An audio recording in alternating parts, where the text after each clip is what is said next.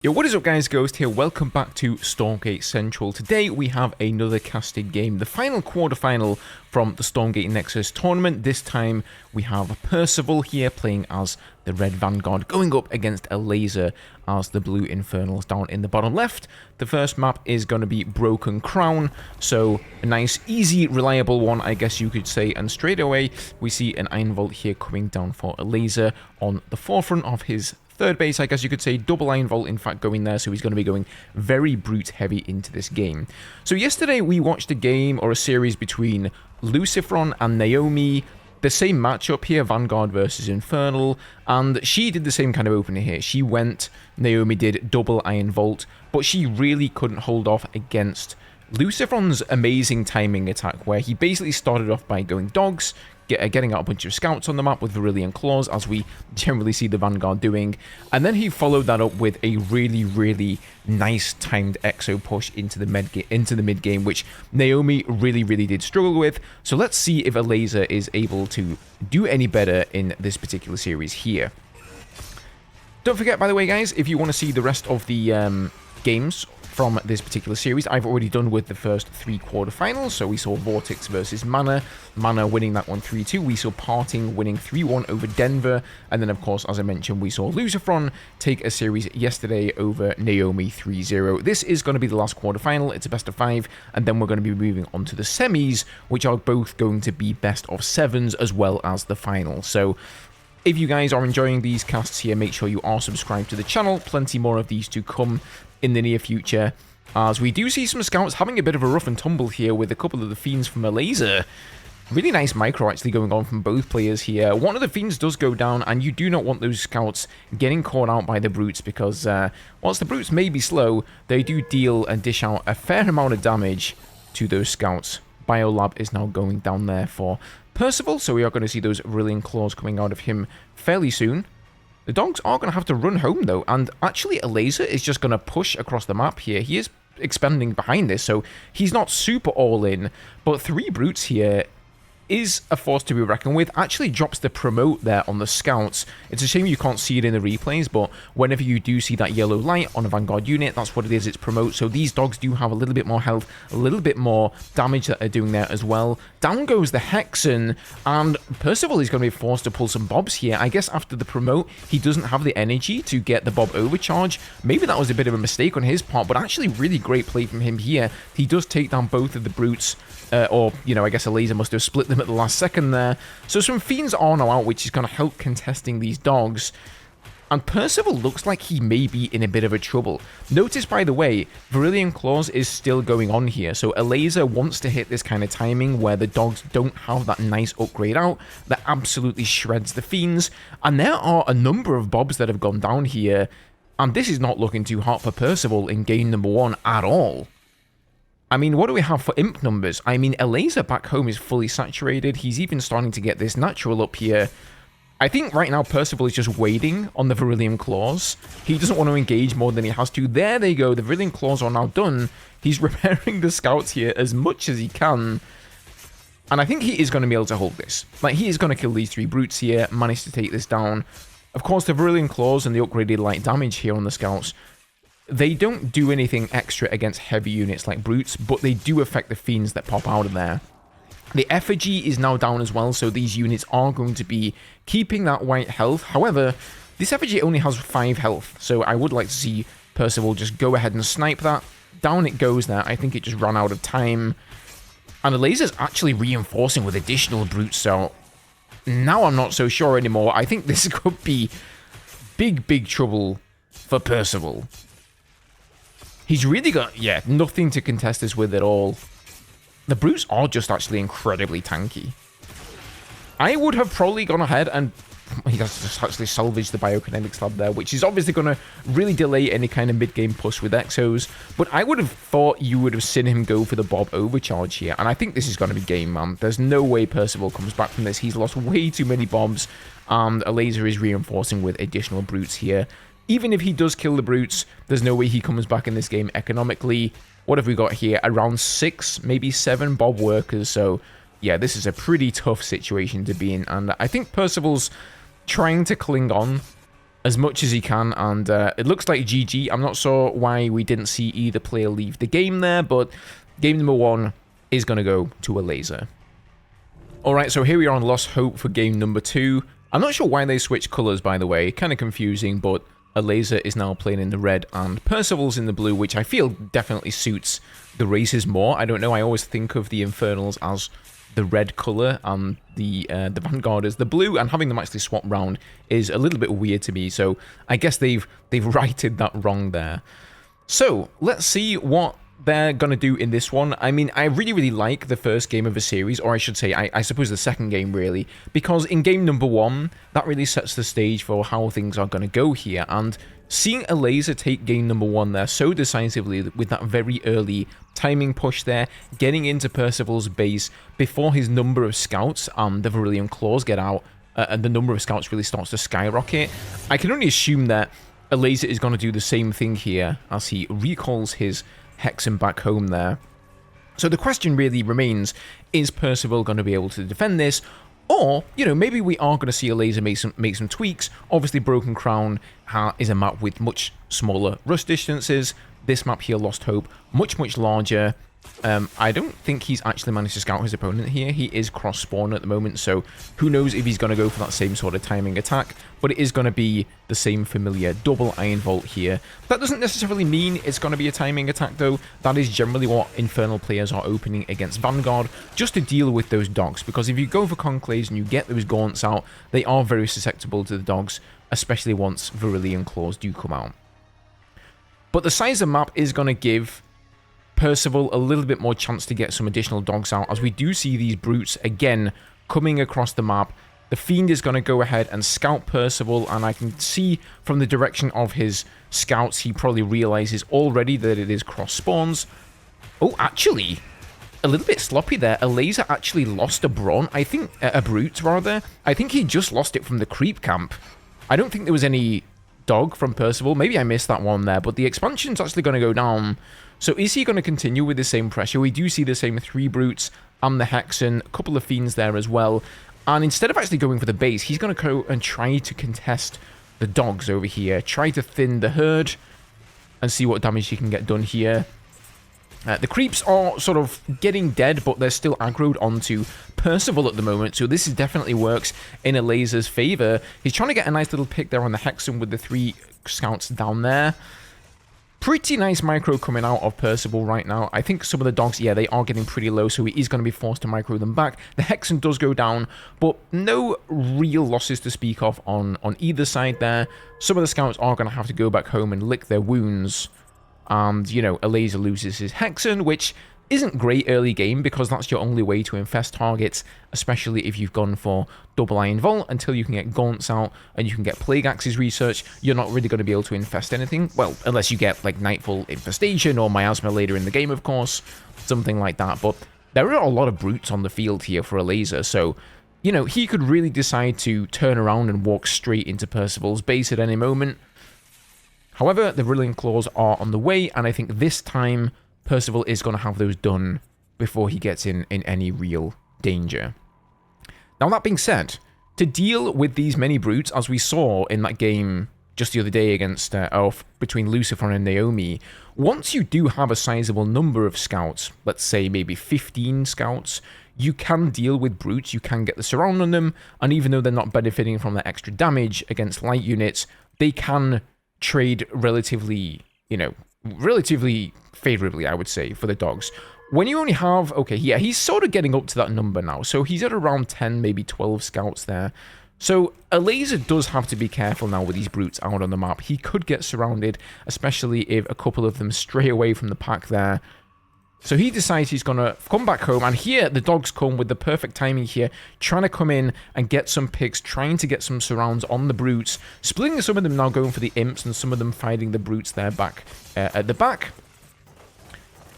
Ooh, okay, nice. Gets a couple of gaunts coming out here. I guess a conclave has gone down in the meantime for Elazer, and he runs out the back of the base there. It's kind of interesting on this particular map because the natural Well, I suppose you could argue that this could be a natural, but I think we can all agree that this is generally the natural. You've got a big ramp at the front there, but you've also got a smaller ramp at the back of the base. So whilst it is high ground and it's a fairly nice base to protect, it's really, really great for this kind of scout play that we see coming out of Percival and, you know, indeed seems to be sort of the meta really at the moment for Vanguard players. You know, clearly this back ramp is going to be a little bit easier to defend. It's very small. But so are scouts, right? They're pretty small themselves. So Exos are now coming out. Now, what we saw Lucifron do is he actually preferred to expand. So he would put on a lot of early dog pressure, he'd expand, and then he would actually go 5 racks with quick time hustle and get some really, really big, nice, chunky Exo push, that death ball going in the mid-game, and just go across the map and do a pretty sizable push. Sorry, guys, I completely forgot to remove the UI there a little bit. Still getting used to this new UI that Adiko has provided myself and a bunch of other casters with, so shout out to Adiko, really awesome dude. He's the guy who organizes the Alpha Navigators Cup every weekend. But what we're seeing Percival do here is a one base play, and he's just going triple racks. He doesn't have quick draw hustle, so he's opting instead to get these much earlier Exos out. And is this going to pay off for him? I guess we're going to find out soon enough. There is a big army, though, for Elazer. Right now, he is ahead slightly on supply. Ritual Chambers also out. Plague Axes are on the way, and we see a Hellforge coming down as well there. Most likely for the Demon Hoof Tremors for the Magmadons. Or actually, he may just be going for Hellborn. That could be a thing as well. So we'll see what he decides to do with that. But he's going to want to hold off here until the Plague Axes are done. Percival is coming in a little bit too early for Elazer's liking, so let's see if we can get some nice picks. Shroudstone Manifestation goes down there. Trying to defend this, as does Nightfall Infestation. Not really going to get anything as, you know, Percival with some nice micro back there. Does get some infests on a lot of these scouts. The Plague Axes are very close to finishing. They have to be. There we go. Plague Axe is now coming in, and Elazer is now going to push out of the base and start to try and infect some of these scouts. You really don't want to lose these scouts because they are the front line of your army. Don't get me wrong, Exos are very, very good. I mean, just look at this kiting ability, and if anybody is able to do this, it's Percival. Really, really good at micro. Excellent at kiting with Exos. But you still want to have some sort of a front line for your army. Right now, Elazer has that in the form of Brutes, so he's only losing Brutes, which isn't too bad compared to losing all of the Gaunts. And it seems that Percival's actually opting to just use his scouts here to poke a little bit in the side, try and deal some passive damage there to that Iron Vault and take that down whilst he's poking in the front with the Exos. And this actually could be okay. Finally, the Magmadon comes out there with a Stomp. There is no upgrade yet, though, so he's not going to be able to stun these Exos, which is really what you want. But there are a bunch of Fiends starting to come out here as more and more Exos get infested, and like I was saying, if you don't have those scouts there at the front to really take the brunt of the damage, all of a sudden this Exo death ball, let's call it, can start to diminish very, very quickly. You know, if the Infernal Army gets on top of that at all and manages to get a couple of kills, and then the Fiends start spawning, they start following the Exos and doing damage and killing more Exos, things really, really do start to snowball very, very quickly, and Percival definitely wants to be careful of that. Nice effigy use here out of Elazer as well. By the way, for anybody who doesn't know, if you place an effigy not on Shroud, it only has 5 HP, and it's on a timer, so it disappears. Nice Nightfall Infestation there from Elazer, kind of preempting where Percival was going to run with the Exos, so he does get a little bit of DPS on them. Also infesting all of them at once, of course. Yes, if you place, however, the effigy on the Shroud, you'll see it has 200 HP, and it will actually persist. So you can use this to spread your Shroud almost like Creep for the Zerg in StarCraft. And that indeed seems to be what Elazer's doing. So he is getting some of the Exos split off here. I really like this from Elazer. He sort of used the Fiends to start going after the creeps there, boxed in some of the Exos, and the other half of the Exos kind of went up that ramp there and got a little bit trapped, and half of them have gone down. I think Percival is going to have no choice but to retreat from this attack. I mean, surely, just look at the supplies right now. Elazer is 20 supply ahead. He's got way more Gaunts than we see Exos, and Percival should have already run home. But he's still out here fighting, gonna go and take this high ground, but of course, all these exos are gonna go down, and now he's just given Elazer a bunch of fiends for free. So, not looking great, and I guess GG, and it looks like Percival leaves this one, and Elazer is gonna take it 2-0. Alright guys, welcome into game number 3. This one's going to be a Boneyard, and once again, they have decided to switch colours, so these boys are really giving me a hard time here. I'm having to change the scores around like there's no tomorrow, but don't worry, we'll deal with it. So yes, 2-0 at the moment for Elazer. So this series is going very different to what we saw between Naomi and Lucifron. Naomi, of course, really did struggle to protect herself, you know, against those mid-game Exos there. Percival decided to go for the Exos, but he made a much different build than Lucifron. So, you know, like I mentioned, he went for the 3 racks there, not going for the expansion. I really think the expansion timing is a lot better, because if you have more Exos out, then you're just able to do so much more damage to the Infernal Army. All of those brutes are going to get picked off very, very early. I think what Percival is thinking is he wanted to go for that timing where maybe Elazer wouldn't have the Plague Axes up, but unfortunately we saw him getting into the base just as they were finishing, and honestly, even without the Plague Axes, Elazer was able to defend that pretty successfully there. So, is Percival going to be able to take a game here? This is match point for him, guys. It is only a best of 5, so if he loses this one, he is out of this competition. Altogether, there is no losers bracket here, and there is $2,000 in this competition up for grabs here. So Elazer is actually going for something different. Getting that... Well, I guess not actually. No, maybe the expansion was on the same timing. I thought it was perhaps a little bit earlier than normal, but, you know, maybe a tad. But we see a couple of brutes out here on the map. He could have split one of them. Not sure if all those 4 fiends are from creeping, or he's gone ahead and split one there, but this is a pretty nice composition to deal with. The scouts there, we've got 6 scouts versus 4 fiends and 2 brutes, and a hexen. Definitely, I would say, favourable odds for the Infernal player, and a 3rd brute now coming into play as well, and a 4th brute, so Percival really wants to be careful here. He cannot afford to commit on any sort of attack. He wants to really pick off this hexen, that's what he's looking for. He wants to stop the fiend production on Elazer's side, and this is the moment to do it. He does get in there and gets that hexen as Elazer starts to creep. That is really one of the most interesting mechanics in Stormgate. Much earlier expansion coming out of Percival here as well, before we even see any additional racks going down with the Exo. So he's deciding to change tack here. He's going to be staying on the scouts for a little bit longer.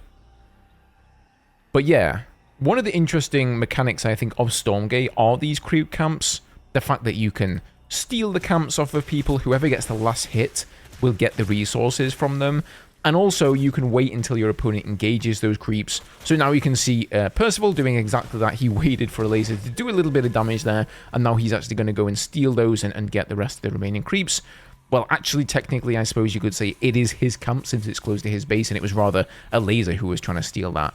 But there were just a lot of quirky little interactions that happened between the players, as we saw happen here where Percival, or rather Elazer, lost his hexen. So Elazer just going to be with a sort of secondary group of fiends here, keeping Percival on his toes. Look at those fiends waddling along. Waddle, waddle. Exactly the same movement speed there as the dogs, of course. So they're not going to catch them. Try it as they might. That's the perfect time to turn around, though, when you've only got a 3 there. So, yeah, I like this right now from Elazer. He's just keeping Percival on his toes, making sure that he keeps his dogs back home. He's not able to get out on the map and creep. And this is a lot of brutes and a couple of gaunts even coming in here for the attack on Percival's base. Nice walling, though, from him. No sentry post, however, so is Elazer going to be able to blast this down? Remember, brutes do pretty decent damage against buildings, but with the Bob repair here, I think he's going to be okay. I don't think there's really enough here. There aren't really any range. I mean, there's a couple of gaunts, that's it. The only units that can actually attack these Bobs, and now there's an Exo out pretty early into this game. This is a rather ballsy move as well, I think. Putting your biolab on the ramp as defense on your natural whilst also researching. You got to have some balls to do that, man, because that's going to be a prime target to be taken down there. And of course, you don't want to lose that whilst you're researching, well, anything, but predominantly Virillion Claws or Quick Draw Hustle for your Exos. But great decision making here by Elazer. He just says, okay, you know what, I'm not going to be able to push in there. Let's not do anything stupid. Let's not lose any units. And he's just going to go down here and start taking more creep camps instead, getting ahead economically. And he is doing just fine. Percival may have an expansion, but so does Elazer, and the Ritual Chamber is out. Plague Axes are on the way, so that is going to sort of equal the playing field there. Quick Draw Hustle is coming out now for the Exos as well. It's almost debatable, this game, if it's worth Percival getting the Virillion Claws. Oh, well, this might make it worth it right here. He comes in here with the perfect timing, and this is exactly the kind of thing that I was talking about. He sees on the minimap, right, that Elazer has taken this Luminite camp. He knows he's more than likely going for the Therium camp as well. So he sends his dogs down here, gets him behind the army, and this was actually insane. He took all of the gaunts down there. And now he's forced to split on the remaining brutes, and Elazer is forced to tuck tail and run. And if we take a look at the supplies now, guys, Percival is coming out slightly ahead. So how many racks here? Only 3 racks. I mean, there's still, yeah, both these Luminite mines are pretty saturated, so I'm quite surprised to see only 3 racks coming out of Percival here. I honestly expected at least a 4th. But maybe his macro is just that insane that he's using them optimally and doesn't have additional resources. I mean, if we look at Luminite here, he's not exactly floating much. So, yeah, I guess he knows what he's doing. Man knows how to play Vanguard. So, these Exos are getting pretty sizable. And now the map control in this game has started to shift. Elazer has to stay in his base and defend here. The Hellforge is coming down again there. Another Conclave. Reaper's Rush is now on the way, and he's actually queuing up the Hexen adaptive training there. So he's not going to have the miasma straight away. You need the master training for that one, but he is going to be working towards that. We actually saw Naomi in the last game. Once she tried getting double Ritual Chamber, as we've sometimes seen Vortex do as well. Actually going for the Sundering Soul Frenzy. So he's not going for Infernals or Hellborn, Hellborn or Magmadons, I should say there. He's actually just getting upgrades for his brutes. But yeah, we've seen Vortex and Naomi sometimes go for the double Ritual Chamber, trying to get both of those upgrade paths at the same time, which sometimes works out and sometimes is a waste of Illuminite and resources in general. So Percival right now doing some nice multitasking out on the north side of the map here. I don't much favour his odds if he takes this kind of an engagement there, but also with a nice little run by some of the scouts here going into the main base. The Shroud Stone though going to be called down and easily defending that one. But you know, still a nice little pickup. That's going to keep the Animus of Elazer down. He's down to just 25 now. So that is still worth something.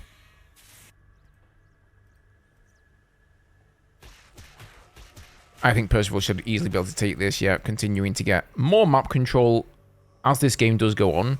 Going to be probably taking this Vision Camp now as well. But Elazer has gotten back out on the map, and the Reaper's Rush is now done for the Gaunts. And he's starting to take these big creep camps that matter here. The other Luminite Tower, probably going to go for the other Therium Tower as well. That's really going to matter in the later game here. 3 Conclave at the moment. How many Iron Vaults do we have? We've got 1 there. And 1 up here. So, 2 Iron Vault, 3 Conclave. Now we're going for the Hexen Master Training. So, he's really not stopped training at all. Yeah, I guess 1 Ritual Chamber is pretty okay. Like, I really don't think you need to get 2 Ritual Chambers. I feel like it's a little bit overkill going for both of them at the same time. But he does want to make sure he has plenty of Hexens out, because at some point, this big bio ball of Percival's is going to be pushing on the front door of Elazer's natural or his 3rd, as he's taking one of those right now. And he needs to make sure he's got plenty of Hexens there with a lot of energy so he can throw down multiple miasmas and really start taking that damage on that bio army. So Percival, well ahead of Elazer actually in taking his 3rd. Hangar Bay now coming out, as well as Mech Bay and Machine Lab. We've already seen a Vulcan out on the field. I think I may have missed a little Fiend run by there, because that sentry post has been shielded. And actually, this is a very hard base to defend because this is low ground. And the attacking player actually has high ground, and this ramp is relatively large as well. So, pretty easy for him to just go up and down the ramp here, pivot back and forth, and start putting pressure on this base. I honestly prefer this base, I think. You know, there's Therium there as well. But actually, Percival coming in with a beautiful surround here. The Vulcans are just going to hold position there at the front, which is definitely what you want them to do. Spinning up those miniguns. As they spin up the miniguns, they do more and more damage. Or, well, I should say their rate of fire increases. And really nice pick there. But we've already got Atlas drops now. This game is getting juicy, guys. Oh, don't you just love it when a Vanguard game goes beyond the dogs and the exos? Oh, it's just so much fun. I really think the Vanguard do have some of the most interesting tactics and microable units as well. So, really looking forward to see what Percival's plan is with this. Only one Atlas in this dropship now, so he is going to be keeping this with the main army, and this is something for Elazer to watch out for here. Elazer's army, though, is pretty big. Not quite the same size as Percival's. And some miasmas start to go down there. This is going to turn into a bit of a mic. Oh my god, so many miasmas now. The Atlas drops down there. And he's going to try and get some hits on the Gaunts. But oh my god, the amount of miasmas is absolutely insane. Nano swarms going down on all of the Vulcans to repair them here. But the amount of Gaunts pushing forward here for Elazer, I think this might be too much, man. Well, that being said, Elazer is still pretty behind on supply. So perhaps the army sizes on screen are a little bit dwarfing, but just look at the damage here that Percival and the value that he's getting out of this one Atlas here in the dropship. The other dropship has nothing in there. Oh wait, has he got? No, he's got. Yeah, okay, he has 2 Atlas here and 2 dropships. More miasmas going down here from Elazer. And this is an absolutely insane fight going on right now. Just look at all of these Hexans doing the little jiggy dance, throwing down their miasmas. But Percival doing an absolutely phenomenal job microing back out of these. And every time he micros back here, he has to move those Atlases back with the dropships as well. Or with the evacs, I should say. And all of a sudden, he's really thinned out Elazer's army. There are some more Gaunts now coming in to reinforce. But it kind of looks like he's just got Hexans left. And you don't want to lose those Hexans. Each Hexan, not only does it have a bunch of energy, not only is it your source of miasma, but they cost a lot of Therium. Oh, one of the evacs does go down there. Nice pick from Elazer. And he's kind of going back and forth. He has now both of the Atlases in this one dropship. So he lost an evac. Didn't lose the Atlas, though. And this is just insane micro from both players at the moment. Just absolutely going at it. Elazer really wants to push on this 4th base of Percival's. But the positioning on the Atlas is just too strong, I think. Repairs going down on the sentry turret. More units coming in here to reinforce for Elazer. The command post is getting very low. So I'm not sure Percival's going to manage to save this. But really utilizing that cliff there with the couple of Atlas. Hedgehog going down there as well, just for a little bit of anti-air support. I'm not sure why he's really got that or if he needs that. I haven't seen a single anti-air unit out of Elazer yet. But maybe he has. Maybe he's gotten some Shadow Flares out on the field. I guess I could have missed that.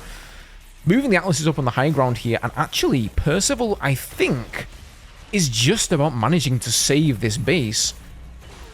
Repairing Bobs. How good are repairing Bobs, guys?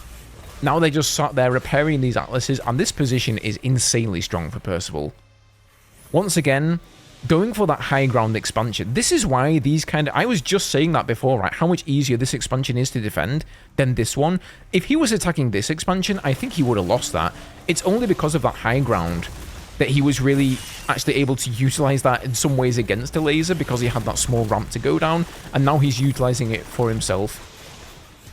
The nano-swarmed Hornet comes out there, rather, I should say. A little bit of anti-air defense for Percival. And both players right now looking pretty even. I mean, Percival is largely ahead on supply, yes. But Elazer's army here is still fairly sizable. So he can't just run into Elazer's base, I don't think, and roll over him. This is still a back and forth in the middle of the map. And it's as if this conflict you know, normally both players, okay, yes, they have an engagement. One player wins and one player loses that engagement, and then they both fall back. But it's like, I don't know, this has been like a 2-minute engagement through the middle of the map, going back and forth between this base, trying to push it back towards this tower. Whew.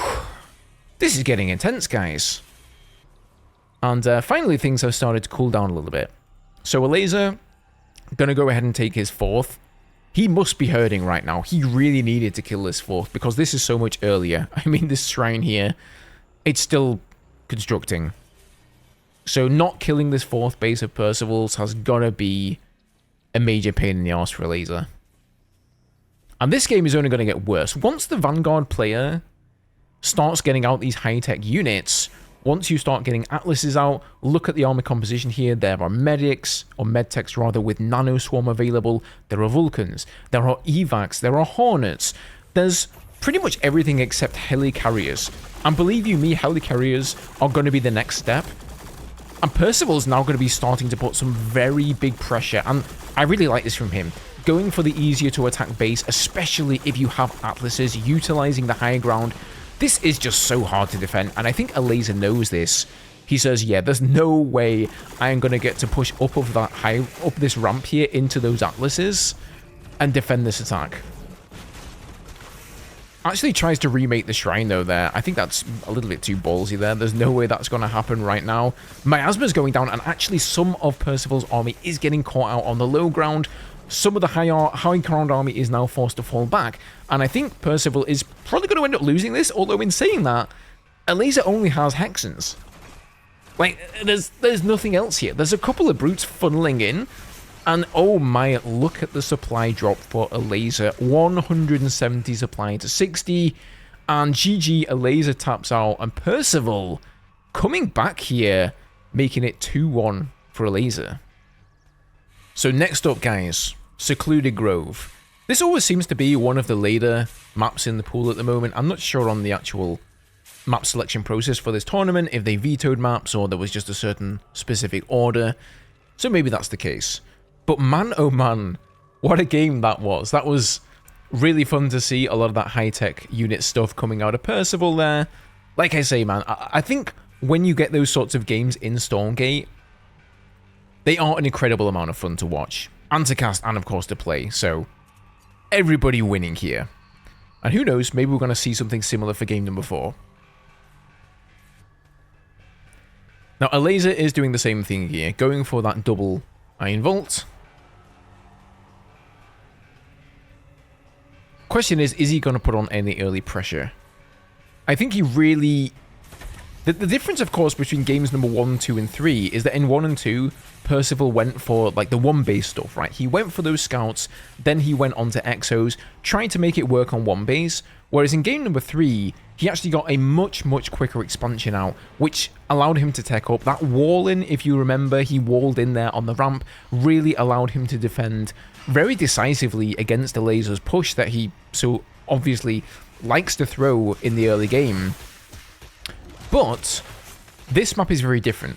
So if we go and take a look at the natural, and there obviously is only one natural you can pick on this map, this is not a ramp, guys. This is a big open choke here.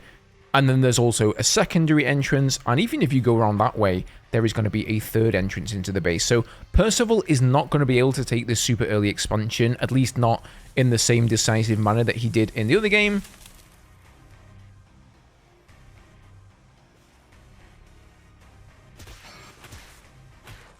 But a bit of a tangle coming out here in the middle of the map. I don't think this is favorable for Percival either. He's doing the same thing he did last game, right? He wants to basically get on that Hex in there and try to get the snipe, and he's waiting for his timing. We also see an Imp here rallied out in the middle of the map for Elazer. I think that's probably going to be for a Shroud Stone, or was it just misclick there? That could also totally be possible.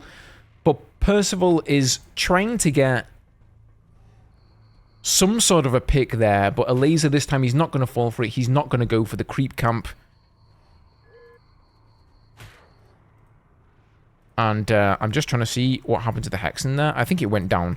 I just got slightly distracted as my wife decided to go and start running water in the kitchen. So sorry if you guys heard a weird sound that sounded like my microphone crackling. That's not actually the microphone going wrong. Anyway, Elazer is going to be pushing into the main here with this same early attack. And actually, you know, it's kind of weird that we've seen Percival go back to what he did in games number 1 and 2 because that didn't work. However, one big difference, he does have the buzzsaw cannon. So that is going to be able to allow him to attack.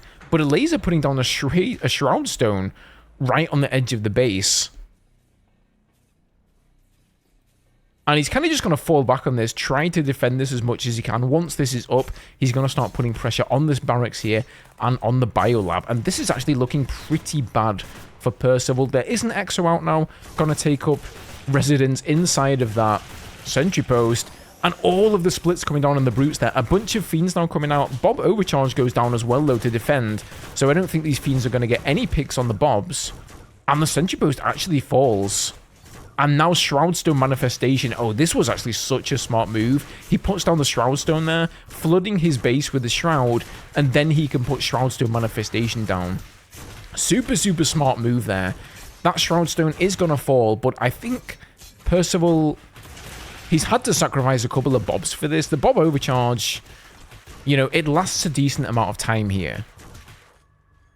So he's not lost too many bombs, but this is still looking pretty bad. What is Elazer up to? He is rallying more and more brutes here out across the map. There's even a Magmadon. What the? Wait a second. Like, dude, okay. That's weird. You don't normally see Magmadons at, I don't know, a couple of minutes into the game here.